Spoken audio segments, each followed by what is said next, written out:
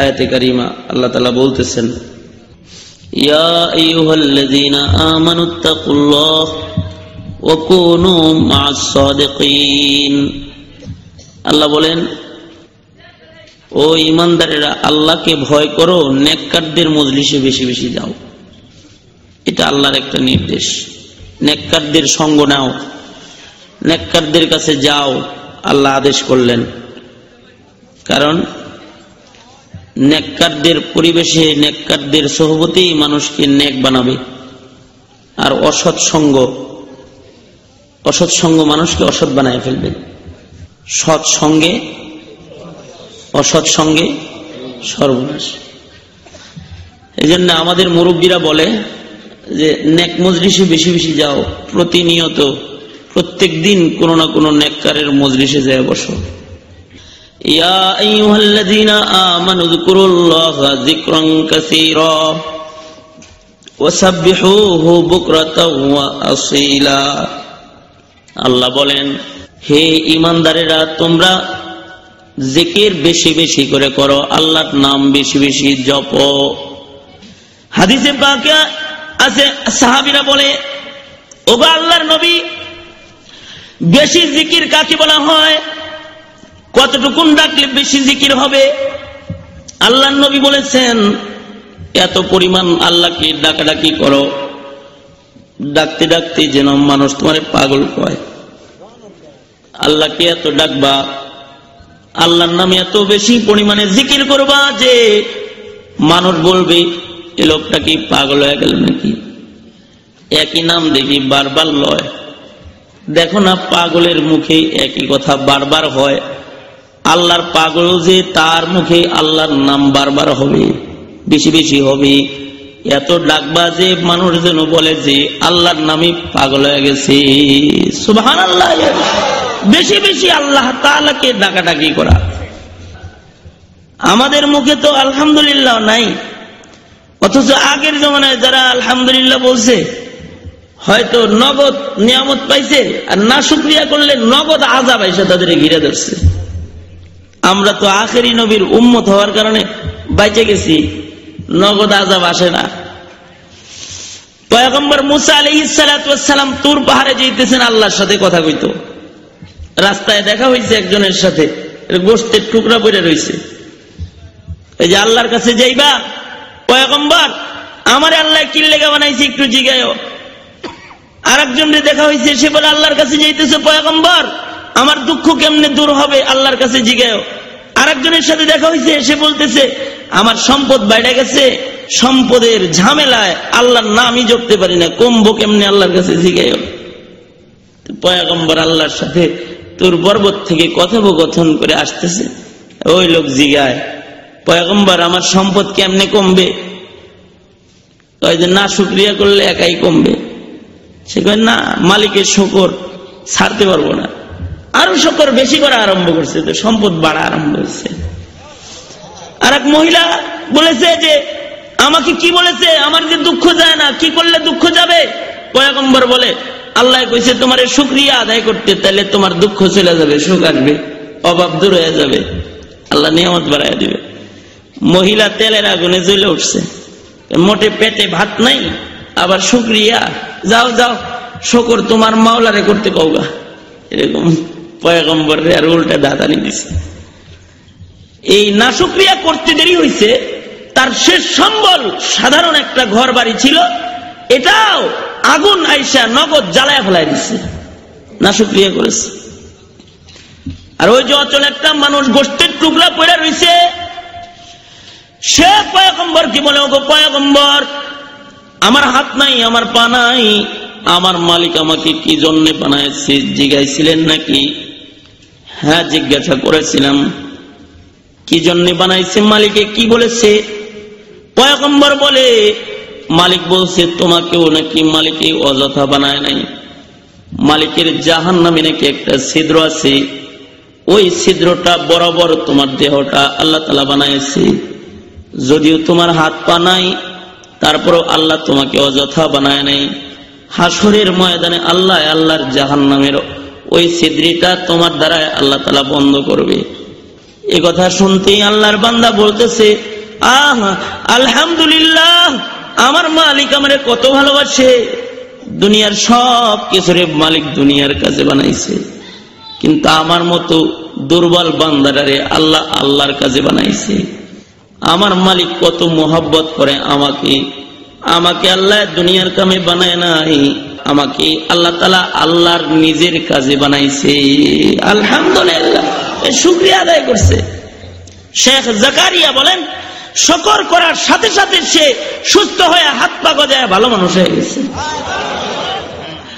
শুকরিয়া যত বেশি করব তত লাভ। হাজী ইমদাদুল্লাহ মুহাজিরে মক্কি রহমতুল্লাহ আলাইহি হজ্জে বাইতুল্লাহতে গেছেন।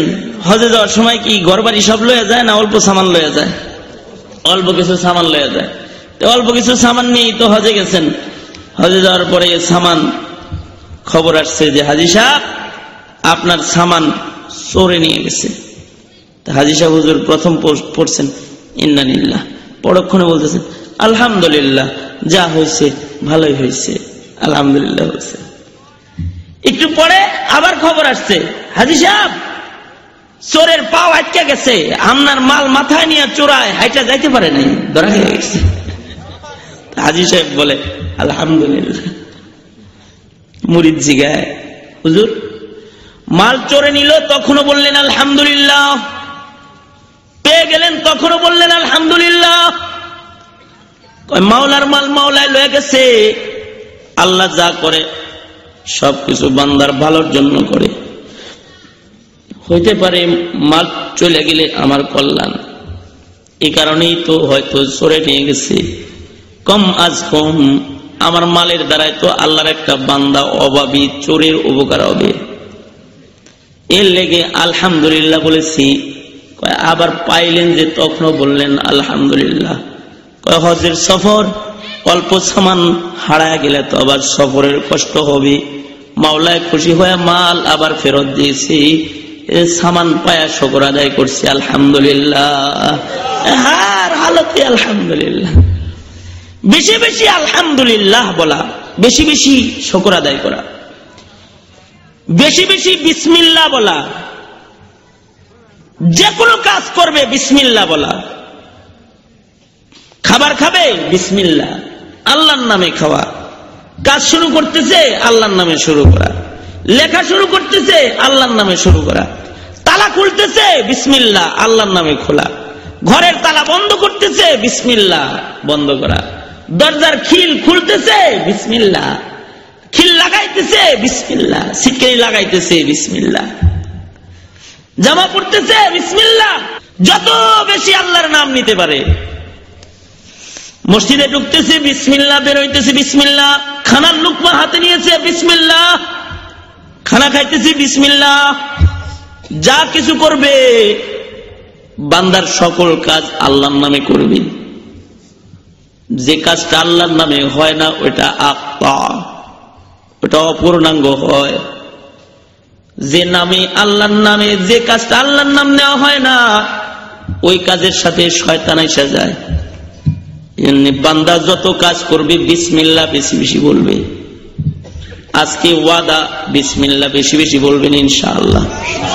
আরো জোরে আওয়াজ করে বলেন বিসমিল্লাহ, শুদ্ধ করে বলেন বিসমিল্লাহ, বিসমিল্লাহ না বিসমিল্লাহ, বেশি বেশি বলা। যারা হার কাজে বিসমিল্লাহ বলবে, আল্লাহর নবী যা দেখছেন হাউজে কাউসার এমন মানুষকে দেওয়া হবে যে বিসমিল্লাহ বেশি বেশি পড়েছে, তাকে বিসমিল্লাহ দেওয়া হবে। বিসমিল্লাহ বেশি বেশি পড়েছে, হাউজে কাউসার দেওয়া হবে, কাউসার পাবে। আল্লাহর নবী মেরাজ থেকে আয়েশা খালি দোয়া করে, আল্লাহ আমি কিন্তু বিসমিল্লাহ ছাড়ি না, সব কাজে বিসমিল্লাহ বলি, তুমি আমারে কাউসার থেকে বঞ্চিত করো না। সুবহানাল্লাহ। বিসমিল্লাহ আল্লাহর নাম বেশি বেশি বলা হার কাজে। এক মহিলার ওয়াকিয়া, মহিলা বেশি বেশি বিসমিল্লাহ বলতো। মহিলার স্বামী নারাজ হয়ে গেছে, এর কাছে টাকার পুটলা দিলেও কয় বিসমিল্লাহ, ফেরত দিতেও কয় বিসমিল্লাহ, খানা দিতেও কয় বিসমিল্লাহ, যেটা ধরে জোরে কয় বিসমিল্লাহ। পাইলটা কি স্বামী একটু রাগ হয়েছে। স্বামী রাগ হয়ে বলতেছে, খারেশ তোর আদব লইতে আসি। কেমনে? স্বামী একদিন এসে একটা টাকার পুটলা মহিলার হাতে দিছে, মনে মনে চিন্তা করতেছে মজা দেখাইতেছি, টাকার পুটলাটা দিয়া বলে যে এই টাকার থলেটা নাও, থলে দিছে। তো মহিলা হাতে নেওয়ার সময় বলতেছে বিসমিল্লাহ, ধরছে বিসমিল্লাহ বলে। মহিলা এবার সিন্দুকের তালা খুলতেছে বিসমিল্লাহ, টাকার পুটলাটা ভেতরে রাখছে বিসমিল্লাহ, আবার তালা বন্ধ করেছে বিসমিল্লাহ, সিন্দুকের চাবিটা এক জায়গায় রাখছে বিসমিল্লাহ। স্বামী সব দেখতেছে চাবি কই রাখে, চাবি রেখেছে দেখেছে। স্বামী এবার 2-4 দিন পরেও চাবিটা এখান থেকে নিয়ে সিন্দুকটা খুইলা টাকার থলেটা বাইর করে নিজের টাকা স্বর্ণমুদ্রা নিজেই কুয়ার ভিতরে ফেলাইয়া দিছে। উদ্দেশ্য হলো বিবিকে লজ্জা দিবে। কয়েকদিন পরে যায় বিবির বলে, বিবি আমার টাকার থলেটা আমারে দাও। বিবি এবার আবার চাবি হাতে নিয়েছে বিসমিল্লাহ, তালা খুলেছে বিসমিল্লাহ, সিন্দুকের ভেতরে হাত দিতেছে আল্লাহর নামে। আল্লাহ তাআলা ফিরিস্তা ডাইকা বলতেছে, ফিরিস্তারে যে বান্দি কামে কামে আমার নামের বিসমিল্লাহ বলে বলে কাজ শুরু করে, আমার বান্দিকে বেইজ্জতি করা যায় না। যা যা একজন ফিরিস্তা চলে যা, কুয়ার থেকে টাকার থলে উঠায়া সিন্দুকের ভেতরে রাখ। আমার বান্দি আমার নাম লয়ে যখন টাকার জায়গায় হাত দিবি, থলে যেন জায়গায় খুঁজে পায়। সুবহানাল্লাহ, বিসমিল্লাহ বলে হাত দিছে আর সাথে সাথে টাকার থলে দেখে জায়গায় আছে। আল্লাহর নাম, আল্লাহর নামে কোনো কিছু করলে আল্লাহ তাআলা সেখানে বরকত দেয়।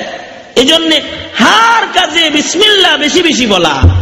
আল্লাহর নবী বলেন ও আতাইমুত তাআম, আল্লাহর নবী বলেন একে অপরের খানা খাওয়াও। খানা খাওয়ানো এটা একটা ইবাদত। খানা খাওয়াইলে নেক হয়, সওয়াব হয়, আসমানের মালিক খুশি হয়। মানুষ সামাজিক জীব, তাই এক ভাই আর এক ভাইয়ের খানা খাওয়ানোটাও ইবাদত। আমরা এই ইবাদত করি, এটাও এখন সুবিধা বুঝা করা আরম্ভ হয়েছে।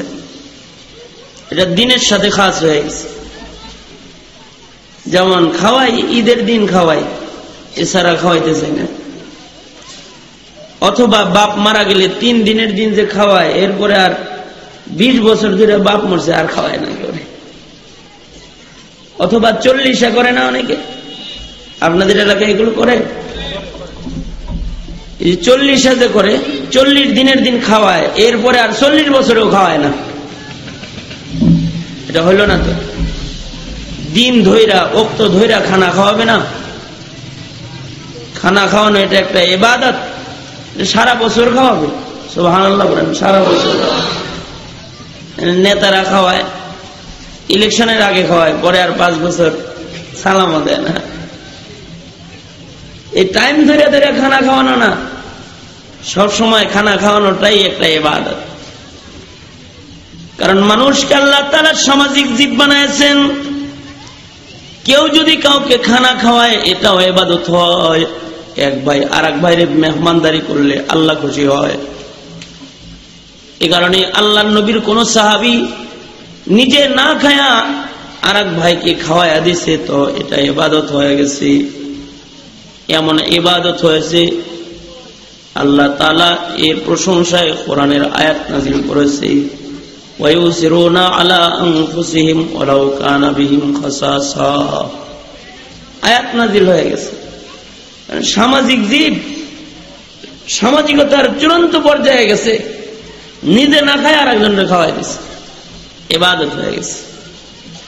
আল্লাহর নবী কয় ওই খানাটা সবচেয়ে উত্তম খানা, যেটা আদর যত্ন করে দুশমনকে খাওয়ানো হয়। সুবহানাল্লাহ, আওয়াজ করে পড়েন, আওয়াজ করে জোরে পড়েন, আরো জোরে পড়েন।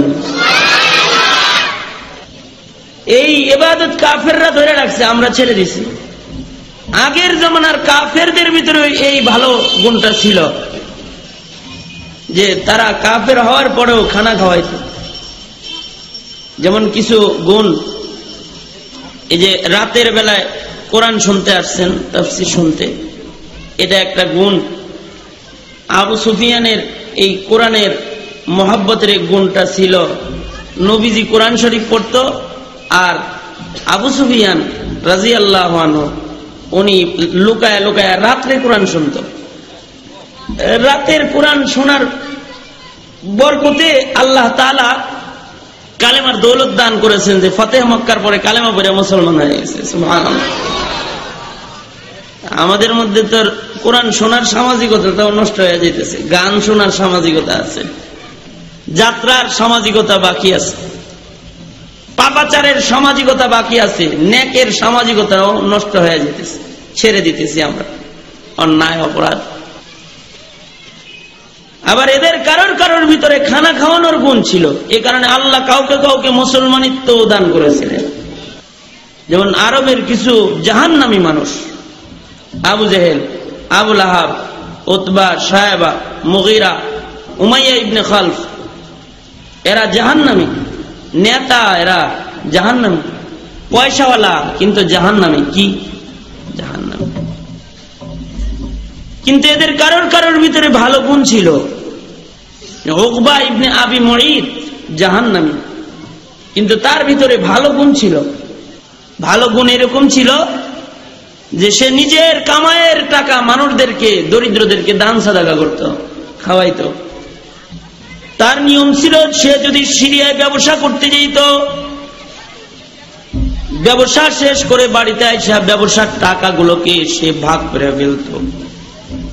এক ভাগ গরিব মিসকিনকে বিলায় দিত, আর এক ভাগ নিজে খাইত, আর এক ভাগ টাকা মক্কার লোকদেরকে দাওয়াত করে করে মেহমানদারি করত।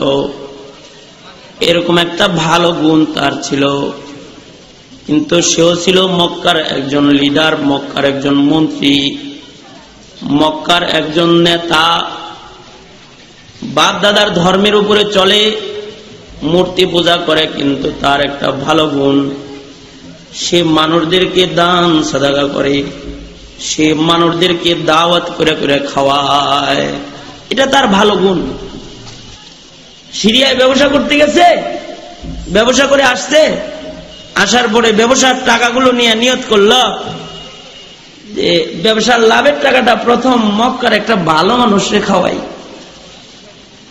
সে চিন্তা করে দেখলো গোটা মক্কায় মুহাম্মদুর রাসূলুল্লাহ সাল্লাল্লাহু আলাইহি ওয়াসাল্লামের চাইতে ভালো মানুষ আর নাই।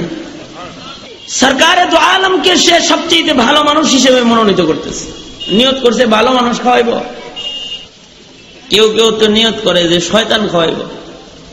একবার তো এক লোক নিয়ত করছে, মুরব্বীর কাছে দেয়া বলতেছে, মুরব্বী আমি তো এরকম নিয়ত করছিলাম যে শয়তান খিলাম,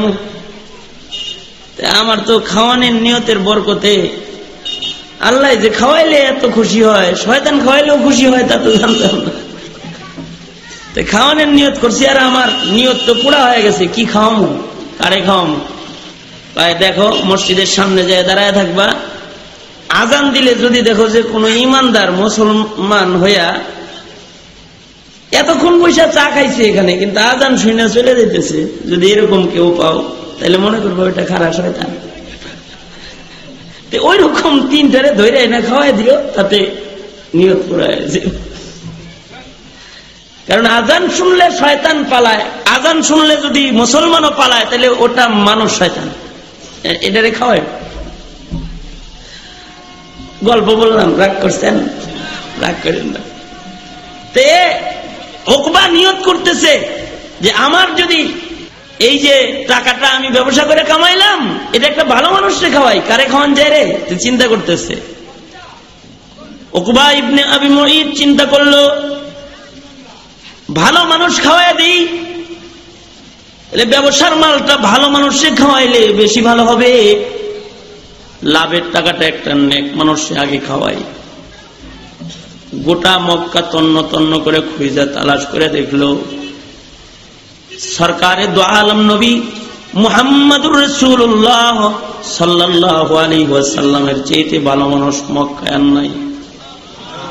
সে আল্লাহর নবীর কাছে চলে গেল, আল্লাহর নবীরে যা বলে, সরকার আমি নিয়ত করছিলাম আপনারে এক বেলা খানা খাওয়াবো, তাই ওগো আব্দুল্লাহর ছেলে মোহাম্মদ, আমি উকবার বাড়িতে আপনি আপনার সাথীদের দাওয়াত, আপনাদেরকে আমি দাওয়াত দিলাম, আপনারা আমার বাড়িতে এক লোকমা ভাত খাইবেন, খানা খাইবেন, দাওয়াত করলাম। আল্লাহর নবীরে যে দাওয়াত করছে, আল্লাহর নবী নিজের সাহাবীদের সাথে নিয়ে সময় মতো দাওয়াতে চলে আসছে।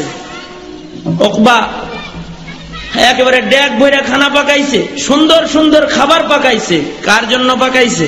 মুহাম্মদুর রাসূলুল্লাহ সাল্লাল্লাহু আলাইহি ওয়াসাল্লামের জন্য খানা পাকাইছে। আল্লাহর নবীর জন্য যে খানা পাকাইছে, আল্লাহ তাআলা খুশি হয়ে গেছে। ইরে তুই দেখি আমার বন্ধুরেও দাওয়াত দিয়ে খাওয়াস রে, তুই তো ভালো। আল্লাহ খুশি হয়ে গেছে, আল্লাহর নবীরে দাওয়াত দিছে। সরকারে দো আলম নবী তার বাড়িতে দাওয়াতে হাজির হয়ে গেছে। আল্লাহর নবীর সাথে দিনে নিয়ে আয়েশা দস্তরখানে বসে গেছেন খানা খাইবার জন্য। আল্লাহর নবী খাবারের পূর্বে হাত ধুয়ে বিসমিল্লাহ বলে খানায় হাত লাগাইছেন।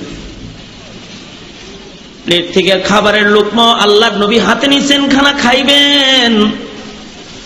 কিন্তু উকবার উপরে যে আল্লাহ সন্তুষ্ট হয়েছে। কিরে উকবা, তুই দেখি আমার দোস্তরে আদর করস, তুই দেখি আমার দোস্তরেও দাওয়াত দিয়ে দিয়ে খাওয়াস, যা আমি দিন হানিফ তোর জন্য একটু আসান করে দিলাম। আল্লাহ খুশি হয়ে গেছি। আল্লাহ তার বন্ধুর জবান দিয়ে কালেমার দাওয়াত তার কাছে পৌঁছাইতেছে। আল্লাহর নবী খানা হাতে নিয়ে এবার বলতে আরম্ভ করলেন, এই উকবা, দাঁড়াও দাঁড়াও, তোমার বাড়িতে আমি খানা খাইতে আসছি, তোমার খানা হাতে নিয়েছি, কিন্তু তোমার খাবার আমি ততক্ষণ পর্যন্ত খাবো না যতক্ষণ না পর্যন্ত তুমি কালেমা পড়ে মুসলমান না হইবা। তুমি যদি মুসলমান হও তাহলে তোমার খানা খাবো, মুসলমান না হইলে তোমার খানা খাবো না, এটা প্লেটে ছেড়ে দিয়ে চলে যাবো। আল্লাহর নবী এই কথা বলে ফেললেন। আল্লাহর নবী তো আল আমিন, মিথ্যা বলেন না। যখন বলছেন তোমার খাবার খাবো না কালেমা না পড়লে, উকবারও ইয়াকিন হয়ে গেছে যে কালেমা না পড়লে আমার খাবার মুহাম্মদ খাবে না।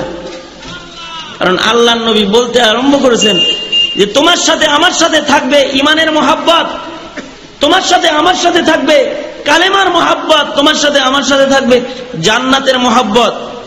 তোমার মতো নেতার সাথে আমি পেট পূজার মোহাব্বত রাখতে রাজি না, আল্লাহর নবী বলে দিয়েছেন। আল্লাহর নবী যখন এই কথা বলে দিয়েছেন, উকবা চিন্তা করলো, আমি যদি এবার কালেমা না পড়ি তাহলে তো মুহাম্মদ উঠা চলে যাবো গা। এর চাইতে ভালো যদি খানা খাওয়াইতে চাই তাহলে আমি কালেমা পড়ে ফেলাই। উকবা আল্লাহর নবীর সামনে দাঁড়ায় কালেমা পড়ে ফেলল।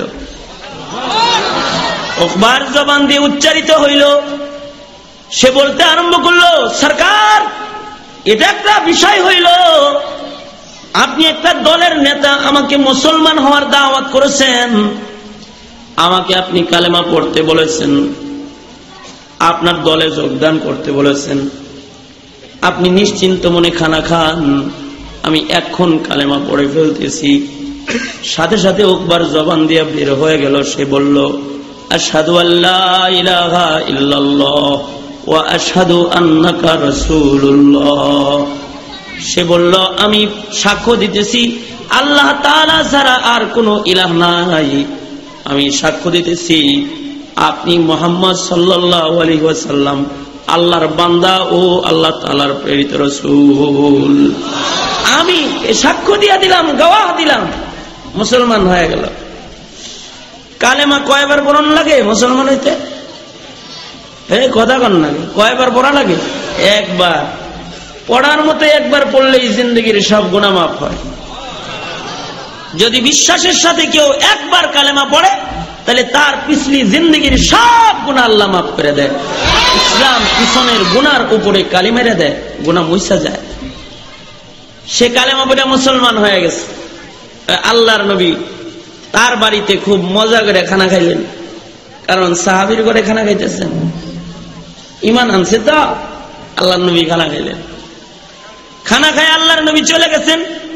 সংবাদটা সাংবাদিকরা আর পত্রিকায় দিতে দেরি করে নাই, মানে ছড়ায় দিতে দেরি করে নাই, কারণ সে তো মক্কার একজন নেতা, সে কালেমা পড়েছে। সবাই বলা আরম্ভ করছে, সাংবাদিকরা মোড়ে মোড়ে খবর ছড়াইতেছে। গরম খবর একটা আছে, গরম খবর, নেতা মুসলমান, নেতা মুসলমান। জানো জানো আরবের এক নেতা উকবা বাপ দাদার ধর্মে চুনকালি মাইরা কালেমা পড়ে মুসলমান হয়ে গেছে। গরম খবর ছড়াইতেছে, গোটা মক্কায় খবর হয়ে গেছে উকবা কালেমা পড়ে মুসলমান হয়ে গেছে। এ নেতা মুসলমান, নেতা মুসলমান। সকালবেলায় তার সমাজের লোকেরা তার কাছে চলে গেছে। আপনি আমি যেমন আপনার আমার বন্ধু বান্ধবরা যাই, দুঃখের সংবাদ শুনলেও যাই, সুখের সংবাদ শুনলেও তার কাছে যাই। এই উকবারও কিন্তু কিছু বন্ধু বান্ধব আছে। উকবার বন্ধু বান্ধব কারা জানেননি? উকবার বন্ধু বান্ধব হলো আবু জেহেল, আবু লাহাব। ওর বন্ধু বান্ধব হলো উবাই ইবনে খালাফ। যারা সিল মারার জাহান্নামী, এরা হলো ওর দোস্ত, ওর মহব্বতের লোক। উকবার বন্ধু হলো ওই সিল মারার জাহান্নামী উবাই ইবনে খালাফ। খেয়াল করে শুনেন, যার তার সাথে মহব্বত রাখা ভালো না, যার তার সাথে পীড়িত রাখা ভালো না। ভালোবাসা বুঝে শুনে করতে হয়। উকবারও ভালোবাসার মানুষ আছে, কিন্তু সে যাদের সাথে ভালোবাসা করেছে এরা সবাই জাহান্নামী। তার বন্ধুরা সকালবেলায় তার বাড়িতে এসেছে, এসে বলতেছে, বন্ধু তুমি নাকি কালেমা পড়ে মুসলমান হয়ে গেছো, কামটা ভালো করো নাই।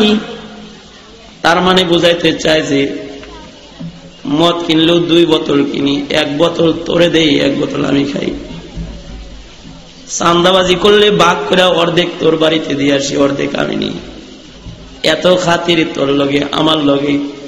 কিন্তু মুসলমান হইলি দোস্ত আমাকে একটু জিগাইলি উঠ না, হঠাৎ করে কালেমা পড়ে মুসলমান হয়ে গেলি, কাজটা কিন্তু ভালো করো নাই, বন্ধুর সাথে সুন্দর ব্যবহার করো নাই। উবাই ইবনে খালাফ যে কথা বলতেছে, উবাই ইবনে খালাফের একটা পরিচয় নেন। উবাই ইবনে খালাফ হলো উমাইয়া ইবনে খালাফের আপন ভাই, আর উমাইয়া ইবনে খালাফ হলো হযরত বেলালের মনিব। বেলাল যার কৃতদাস ছিলেন এই উমাইয়া ইবনে খালাফ। উমাইয়া ইবনে খালাফের বিরুদ্ধে কোরআন শরীফে আয়াত নাযিল হয়েছে, এমন জাহান্নামী। এই উমাইয়া ইবনে খালাফের আপন ভাই হইল উবাই ইবনে খালাফ। উমাইয়া ইবনে খালাফ কিন্তু বহুত বড় এক জালেমের নাম। পৃথিবীর ইতিহাসের শ্রেষ্ঠ জুলুম যারা করেছে তাদের মধ্যে একজন উমাইয়া।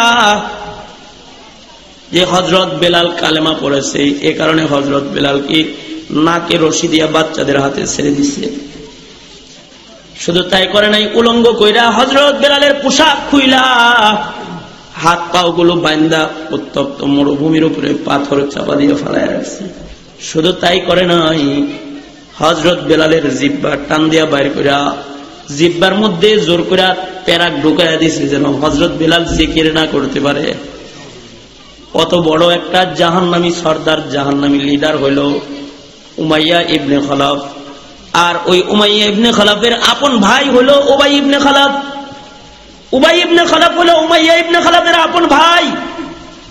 এই উবাই ইবনে খালাফ আইসা বলতেছে, উকবা কিরে, তুই নাকি মুহাম্মদরে দাওয়াত দিও খাওয়াস, তুই নাকি আবার কালেমা পড়ে মুসলমান হয়ে গেছ, কামটা ভালো করস নাই, বন্ধুদের সাথে সমাজ রক্ষা করে চলস না, কালকের থেকে আমাদের মজলিসে আর তুই যাবি না, তোর মন্ত্রিত্ব বদবাদ করে দিলাম, আমাদের সাথে উঠা বসা আর করবি না। সে তার নেতৃত্ব, তার বন্ধুত্বকে এত মোহব্বত করে, বন্ধুত্বটা ঠিক রাখার জন্য ওই সময় সে কেমন কথা বলল জানেন? সে বলতেছে, এই এই উবাই, কে বলেছে রে আমি মুসলমান হয়েছি? লাত উজ্জার কসম করে আমি বলতেছি আমি মুসলমান হই নাই, লাত উজ্জার কসম আমি মুসলমান হই নাই। কয় তুই যে কালেমা পড়েছস? ও তখন বলতেছে, লাত উজ্জার কসম আমি ইমানের কালেমা পড়ি নাই, বিশ্বাসের কালেমা পড়ি নাই। কয় তাহলে কিসের কালেমা পড়েছ? লাত উজ্জার কসম আমি ওটা কৌশলের কালেমা পড়েছি, রাজনীতির কালেমা পড়েছি, পলিটিক্সের কালেমা পড়েছি, স্বার্থের কালেমা পড়েছি। লাত উজ্জার কসম বিশ্বাসের কালেমা আমি উচ্চারণ করি না। কি স্বার্থ তোর? কয় আমার নেতৃত্ব হেফাজতের স্বার্থ। আমি যদি কালেমা না পড়ি তাহলে দেখ বইরা খানা পাকাইছি, মোহাম্মদ সাথীদের নিয়ে ওইটা চলে আসলে আমার ইজ্জত থাকে। আমার এই ইজ্জতটা হেফাজত করার লেগে তাৎক্ষণিকভাবে আমি কালেমা পড়েছি। আসলে ওইটা আমি বিশ্বাস আর ইমানের সাথে মোহাব্বত নিয়ে কালেমাটা পড়ি নাই। কোরআন শরীফের আইন, আল্লাহর কোরআনের একটা আইন শোনেন।